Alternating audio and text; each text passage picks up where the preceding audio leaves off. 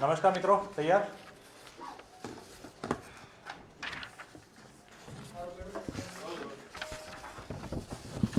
ગુજરાત પ્રદેશ કોંગ્રેસ સમિતિ ખાતે આજે આયોજિત વિશેષ પત્રકાર પરિષદમાં આપ સૌ પત્રકાર મિત્રોનું હાર્દિક સ્વાગત કરું છું. જે દિવસની ગુજરાતની જનતાને ઇંતજાર હતી આજે ડિક્લેર થયો છે. એના માટે વિશેષ વાત અત્રે ગુજરાત પ્રદેશ કોંગ્રેસ સમિતિના મીડિયા ઇન્ચાર્જ અને રાષ્ટ્રીય પ્રવક્તા એવા આલોક શર્માજી આપણી સાથે વાત કરશે. મારી સાથે જોડાયા છે મારા પ્રવક્તા શ્રી ડૉક્ટર અમિત નાયકજી. હું સૌથી પ્રથમ बात करीश आलोक शर्मा जी ने कि पोतानी बात रजू करे, पछी आपणा प्रश्न लईशुं. धन्यवाद हिमांग जी. सभी पत्रकार बंधुओं का स्वागत है. आज लोकतंत्र के गुजरात के महापर्व का ऐलान हुआ. इलेक्शन कमीशन ने उसका ऐलान किया. कांग्रेस पार्टी तहे दिल से स्वागत करती है और हम पूरी तरह से गुजरात की जनता को जिताने के लिए, गुजरात को जिताने के लिए हम तैयार. हम बीजेपी और फासीवादी ताकतों को हराने के लिए पूरी तरह से तैयार हैं. जिस तरह से आज ऐलान हुआ कि लगभग 5 करोड़ मतदाता गुजरात के अंदर वोट डालेंगे और लगभग 5200 बूथों पर चुनाव होगा जहां पर वोट डाले जाएंगे. लगभग 6.5 लाख के करीब नए मतदाता हैं जो फर्स्ट टाइमर वोटर्स होंगे. मैं उम्मीद करता हूं कि गुजरात की जनता इस बार चिंतन और मनन के साथ बदलाव के लिए वोट डालेगी. जिस तरह से गुजरात के अंदर महंगाई, बेरोजगारी, भ्रष्टाचार, ड्रग्स और नशाखोरी, SC STs पर अत्याचार और किसान जिस तरह से परेशान है, जिस तरह से व्यापारी परेशान है, जिस तरह से युवा परेशान है, इन तमाम मुद्दों पर इस बार गुजरात में राजनीतिक बदलाव, सरकार के बदलाव को कोई रोक नहीं सकता. गुजरात की जनता ने पहले ही मन बना लिया है. जिस तरह से भाजपा ने झूठे डबल इंजन की सरकार के चक्कर में गुजरात और बाकी राज्यों की जनता को फंसाया है. गुजरात में एक इंजन तो पहले ही रूपानी साहब वाला फेल होके, वो जर्जर होके और सारे डिब्बों के साथ जिस तरह से वर्कशॉप में चला गया है, दूसरे इंजन का पता ही नहीं है. मोरबी जैसा कांड होने के बाद भी दूसरे इंजन की एक स्टेटमेंट हमें सुनाई नहीं दी. हम उम्मीद करते हैं गुजरात की जनता इस चुनाव में, इस चुनाव में बहुत ही चिंतन, मनन और सोच समझकर वोट डालेगी.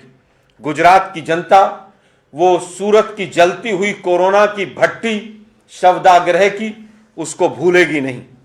और मोदी साहब का जो कहना है कि मोरबी एक एक्ट ऑफ फ्रॉड है, तो फ्रॉडियों को वोट गुजरात की जनता नहीं देगी, ऐसी हमें उम्मीद है पूरी. इलेक्शन कमीशन ने आज चुनाव का ऐलान किया. हम उम्मीद करते हैं कि कोड ऑफ कंडक्ट पूरी तरह से गुजरात में लागू हो, फ्री एंड फेयर इलेक्शन हो, सरकारी मशीनरी का दुरुपयोग ना हो चुनाव में.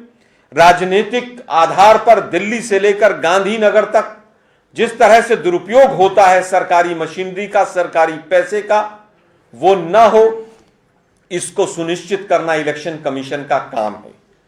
मैं पुनः गुजरात की जनता से, कांग्रेस पार्टी के माध्यम से पुनः हाथ जोड़कर निवेदन करना चाहूंगा कि आप ज्यादा से ज्यादा इस चुनाव में हिस्सा लें, चुनाव प्रचार में कांग्रेस के हिस्सा लें. और कांग्रेस के कार्यकर्ताओं से आह्वान करना चाहूंगा कि इस बार पूरी ताकत के साथ इन फासीवादी ताकतों को उखाड़कर फेंक देना. अब आप लोगों के कोई प्रश्न है, पूछें.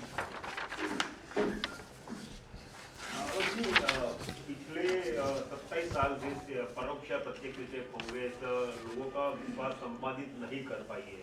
क्या कमी रही विश्वास संपादित करने में और कैसे इस 2022 चुनाव में विश्वास संपादित करेगी? देखिए, मुझे लगता है कि कहीं ना कहीं हमारी चूक भी रही होंगी, मैं सबसे पहले उनको स्वीकार करूंगा। लेकिन 2002 से लेकर 2017 तक हर बार हमारे नंबर ऑफ सीट्स बढ़ी और गुजरात की जनता ने हमें हमेशा भरपूर आशीर्वाद दिया। कहीं पर आशीर्वाद में उनकी कमी नहीं रही। लेकिन जिस तरह के चुनावी माहौल बनाए गए, 2017 में आप देखिए, 2016 में नोटबंदी हुई, 17 में जब तक गुजरात का इलेक्शन नहीं हो गया नोटबंदी के आंकड़े नहीं आए। काला धन सफेद धन कितना है नहीं पता चला किसी को। उससे पहले की चुनाव देखें, कहीं अक्षरधाम है, कहीं गोधरा है। 2019 का लोकसभा देखें तो पुलवामा है। इस तरह की तमाम चीजें कहीं ना कहीं शक के दायरे में रही हैं। उत्तर प्रदेश का चुनाव आता है तो 80-20 शमशान कब्रिस्तान, किस तरह से पोलराइजेशन किया जाए जाति और धर्म के नाम पर। हम कहते हैं सीधी लड़ाई है इस बार भाजपा से हमारी, और भाजपा को हम चैलेंज करते हैं, अगर आपने विकास किया है तो मुन्ना भाई एमबीबीएस वाला जो हॉस्पिटल आप लोगों ने देखा मोरबी में, इसके नाम पर वोट मांगिएगा। अगर आपने जीएसटी अच्छा इंप्लीमेंट किया तो व्यापारियों से जाकर इस बात पर वोट मांगिएगा। अगर आपने युवाओं को रोजगार दिया तो युवाओं से रोजगार के नाम पर वोट मांगिएगा। किसी भी तरह से जो मुख्य मुद्दे हैं उनको डाइवर्ट करने का प्रयास बीजेपी ना करे। और गुजरात की जनता इस बार सचेत है। इस बार गुजरात की जनता भाजपा को उखाड़ फेंकेगी। दूसरा सवाल ये होता है कि बार बार आपको ये कहना पड़ता है कि सीधी टक्कर भाजपा और कांग्रेस के बीच है।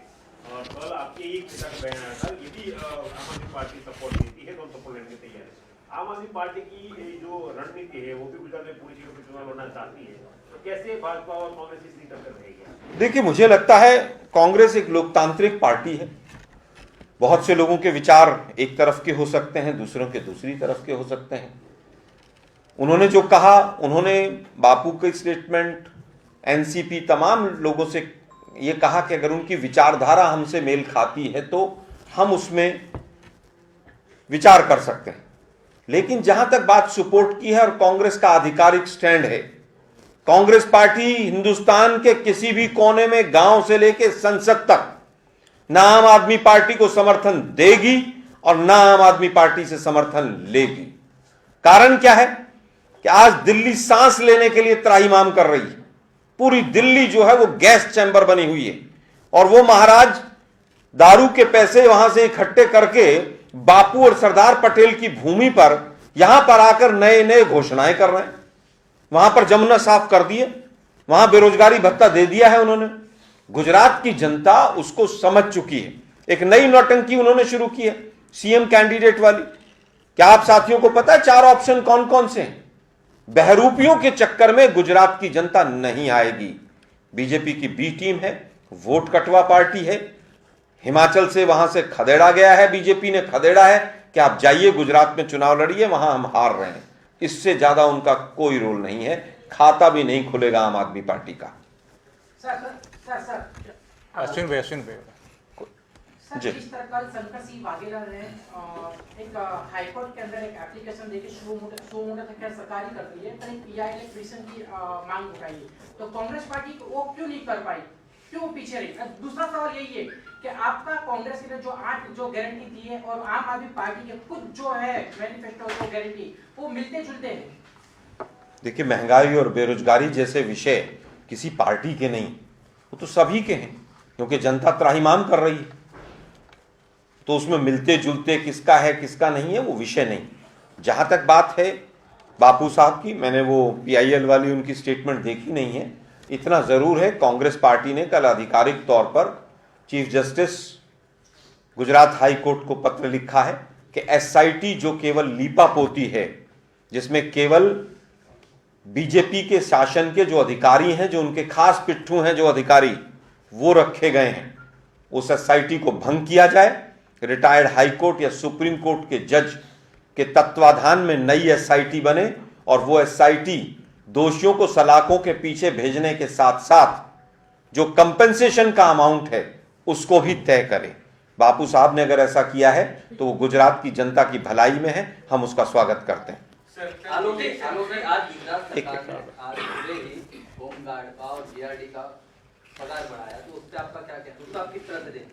देखिए, इलेक्शन कमीशन का उनको पता चल ही गया था और मोदी साहब जो हैं वो पिछले 10-12 दिन से जिस तरह से घोषणाएं और नए नए वादे करते घूम रहे थे, तो ये कोई नई बात नहीं है। इलेक्शन आ गए हैं तो उनको होमगार्ड भी दिखाई देगा, पुलिस भी दिखाई देगा। लेकिन अहमदाबाद में जब पीछे बारिश हो रही थी और हर चौराहे पे जाम लगे थे, तब होमगार्ड की संख्या बढ़ जाए या गुजरात पुलिस की संख्या बढ़ जाए, तब दिखाई नहीं दिया उनको। सरोज भाई, सर, इलेक्शन कमीशन को पूछा गया कि जब ये अनाउंसमेंट क्यों इतना डिले किया गया, तो उन्होंने कहा कि एक वजह ये भी है मोरबी की घटना और शोक प्रकट करने वाला दिन। इस पर क्या कहेगा? देखिए, मोरबी की घटना से तो पूरा देश ही स्तब्ध है। किस तरह से ठेकेदारी प्रथा और भ्रष्टाचार का जीता जागता नमूना देश के सामने है, वो किसी से छुपा हुआ नहीं है। जहां तक बात है डेट्स की, तो इलेक्शन कमीशन ने जो थ्योरी दी है आज, उससे हम सेटिस्फाइड नहीं हैं। यही थ्योरी अगर हम फरवरी में 5 राज्यों के जब चुनाव थे उस पर देखें, आज वो 68 दिन और 71 दिन की कोई थ्योरी दे रहे थे, वो थ्योरी वहां लागू नहीं होती थी क्या? तब तो 5 के 5 राज्यों का एक ही दिन हो गया था। आज क्यों नहीं? क्योंकि मोदी साहब को घोषणाएं करनी थी। मोदी साहब को यहां पर आकर तमाम तरह के अपने स्वागत कराने थे, क्योंकि उनको वहां स्टैच्यू ऑफ यूनिटी पर जाकर यूथ कांग्रेस NSY के 150-200 लड़कों को पुलिस थाने में बैठाकर और वहां पर दलितों की और आदिवासियों की बात नहीं सुननी थी, केवल एक तरफा भाषण देना था, क्योंकि मोदी साहब को अभी 4 दिन पहले अपने मन की बात करनी थी। मुझे लगता है कि ये पूरी तरह से दुर्भाग्यपूर्ण है और हम इलेक्शन कमीशन से निवेदन करेंगे कि वो फ्री एंड फेयर इलेक्शन को इंश्योर करे, और ये हमारा संवैधानिक अधिकार है। आलोक जी, जिस तरह से भी ट्विटर और चल रहा है, आपने कि बोला कि जिस तरह से चुनाव आयोग बिल्कुल निष्पक्ष कराएंगे, तो बीजेपी का कहना है कि कांग्रेस अभी से ही हार मान चुकी है। देखिए, मुझे नहीं समझ आता कभी भी। हम सवाल CBI पे उठाएंगे, बचाव में बीजेपी खड़ी हो जाएगी। हम सवाल इलेक्शन कमीशन पे उठाएंगे, बीजेपी ना ना ना ना ऐसा नहीं है। क्यों भाई? क्या इलेक्शन कमीशन, CBI, ED, तमाम संस्थाओं पे विपक्ष जब सवाल उठाता है तो बीजेपी उनके बचाव में क्यों उतरती? इसी से सब कुछ क्लियर हो जाता है कि दाल में काला नहीं, पूरी दाल काली है। सर, आपके कांग्रेस के कार्यकर्ता समेत पूरा गुजरात अब आपकी सूची पर निगाहें लगा रहा है। सूची कब तक आए? अब चूंकि चुनाव प्रचार के लिए भी बहुत कम वक्त बचा है, महज 15-17 दिन मिलेंगे। बहुत अच्छा सवाल आपने पूछा है, और आज भी स्क्रीनिंग कमेटी की बैठक दिल्ली में चल रही है। लिस्ट आते ही मैं भाई को सबसे पहले दूंगा। सर, कल तो मुख्यमंत्री की घोषणा भी करने वाले आम आदमी पार्टी का जो कैंपेनिंग है, जो वोटिंग है, मुख्यमंत्री की घोषणा, उनका फेस जो मुख्यमंत्री पद की घोषणा, मुख्यमंत्री की कैंडिडेट की घोषणा। क्या किसी को पता 4 ऑप्शन कौन कौन से हैं? पूरे सभागार में किसी को पता किसके लिए वोट देना है? सर, मुख्य इसमें जो मांग है, एक उत्तराखंड के अंदर जो इनका CM बनने जा रहा था, CM इन वेटिंग था, वो कहां है आजकल पता है?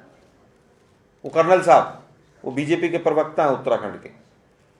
गोवा में भी सरकार बन रही थी और गोवा वाले जो इनके CM कैंडिडेट थे, उनकी जमानत जब्त हो गई थी। इनकी कोई जिस तरह से गुमराह करने की मशीनरी है ना, वो मोदी साहब से भी फास्ट है। अभी मैंने दूसरे चैनल पर पूछा अभी कि इनके 4 ऑप्शन कौन से हैं, कौन बन रहा है, कौन कैंडिडेट कहां से लड़ रहा है। 4 कैंडिडेट हो, 2 कैंडिडेट हो, 6 ऑप्शन हो, 10 ऑप्शन हो, कुछ तो देंगे। ये सब गुमराह करने के धंधे हैं। वहां भी कहा था महिला सुरक्षा पे हम वो कराएंगे, क्या रायशुमारी? शराब की दुकानें रेजिडेंशियल एरिया में दिल्ली में नहीं खुलने देंगे, महिलाओं की रायशुमारी कराएंगे, और फिर 700-800 दुकानें खोल दी रेजिडेंशियल एरिया में। ये बहरूपिया है, इससे बचिए। Thank you, thank you, thank you, thank you.